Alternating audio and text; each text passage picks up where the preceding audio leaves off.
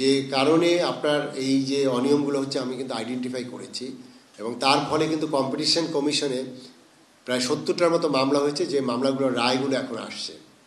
কিন্তু আমি চাই আপনাদেরকে এইভাবে, সেটি হলো আমি বলেছি আপনারা মুক্ত বিহঙ্গ, আপনাদের বলতে বাধা নেই। এটি কতটুকু আমি জানি না, আপনারা এখানে যে কয়জন আছেন লাস্ট 7 দিনে কয়জন ভোক্তা কণ্ঠ দেখেছেন। তা আমি যে কথাগুলো বলতে চাই সেটি হলো যে আমরা দেশ এগিয়ে যাচ্ছে নিঃসন্দেহে। বঙ্গবন্ধু আমরা একটা রক্তক্ষয়ী সংগ্রামের মাধ্যমে এই দেশটা স্বাধীন হয়েছে। এই দেশটা তো এমনি হয়নি, প্রচুর স্যাক্রিফাইস আছে।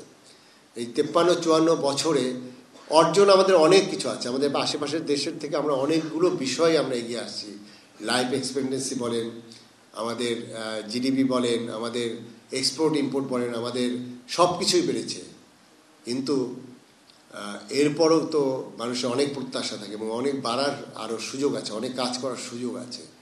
সেই জায়গাগুলোতে মাননীয় প্রধানমন্ত্রী যে স্বপ্ন দেখাচ্ছেন, ডিজিটাল বাংলাদেশ থেকে এখন স্মার্ট বাংলাদেশ, আমাদের বঙ্গবন্ধু যে সোনার বাংলাদেশ বিনির্মাণের কথা বলেছিলেন, এই আগামী বাজেট যখন হবে আমাদের জুলাই মাসে, আমরা যখন আমাদের কাউন্সিল মিটিং বসবে, তখন এটি যেন মানে 8 ডিজিটের সংখ্যা হয়, এই প্রত্যাশা আমার থাকবে। 8 ডিজিটকে টার্গেট করে যেন আপনারা এইভাবে প্রস্তুত থাকেন, সেই প্রত্যাশা ব্যক্ত করছি।